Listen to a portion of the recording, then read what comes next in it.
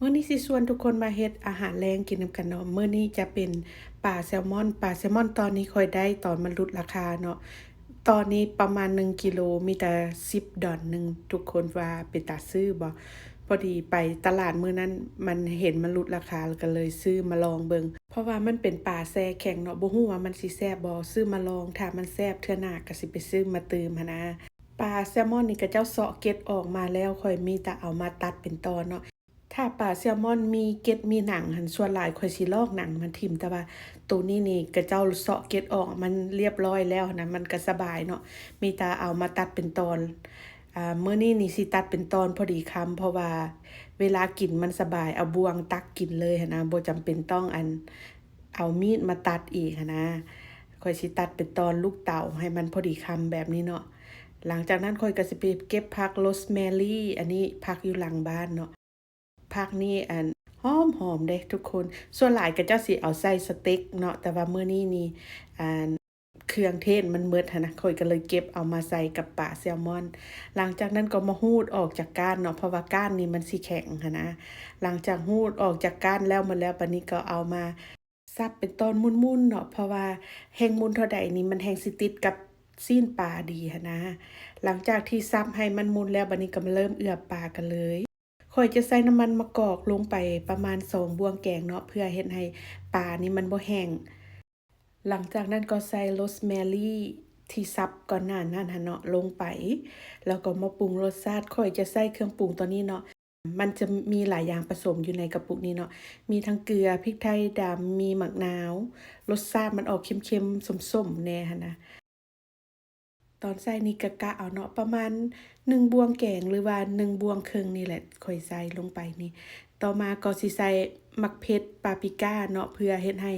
ปลานี่มันแดงมันเวลาปิ้งออกมาแล้วสีมันสิงามหั้นนะใส่กระเทียมสับลงไปประมาณ2บวงแกงใส่หลายๆเลยเนาะเพื่อให้ดับกลิ่นคาวหลังจากนั้นก็ใส่น้ำผึ้งลงไป2บวงแกงคือกัน สูตรนี้นี่สิเฮ็ดรสชาติออกมาส้มหวานน้อยหนึ่งเนาะแล้วก็เค็มๆปลายหั้นนะหลังจากนั้นก็คนทุกอย่างให้เข้ากันเวลาคนก็ค่อยๆคนเนาะอันนี้ข้อยเล็งวิดีโอเบิ่งมันก็เลยคือว่ารุนแรงหลังจากนั้นก็เทลงไปในถาดที่สิเอาไปปิ้งหั้นเนาะเวลาเทลงไปก็เกลี่ยๆมันแหน่บ่ให้มันซ้อนกันหลายหั้นนะเวลาปิ้งมันจึงสุกไว ปกติถ้ามีมะนาวสีเหลืองอะนะสิบีบมะนาวสีเหลืองใส่นำเนาะแต่ว่าอยู่หลังบ้านนั่นหล่นทิ่มหมดแล้วบ่เหลือจักหน่อยเลยก็เลยบ่ได้ใส่มะนาวเติมหั้นนะวิธีปิ้งนี่ก็ใส่ไฟแรงสุดเนาะ550องศาฟาเรนไฮต์ปิ้งนี่ใช้เวลาบ่โดนได้ทุกคนใช้เวลามีแต่10นาทีเท่านั้นเพราะว่าปลามันก็ตอนน้อยแล้วหั้นนะอีกอย่างปลาแซลมอนนี่มันก็สุกไวเนาะหลังจาก10นาทีผ่านไปก็ สุกแล้วก็ยกออกจากเตาปิ้งได้เลยเนาะ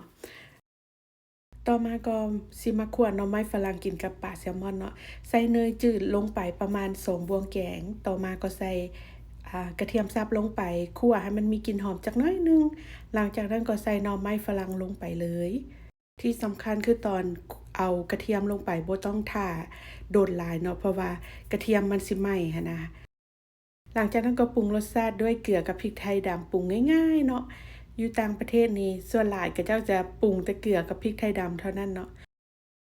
หลังจากนั้นก็คนทุกอย่างให้เข้ากันแล้วก็ยกลงออกจากเตาได้เลย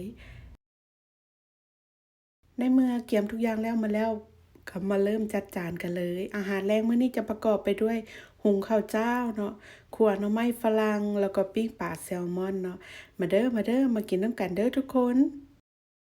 ส่วนอันนี้จะเป็นอาหารที่แพ็กให้เพิ่นไปกินห้องการมื้ออื่น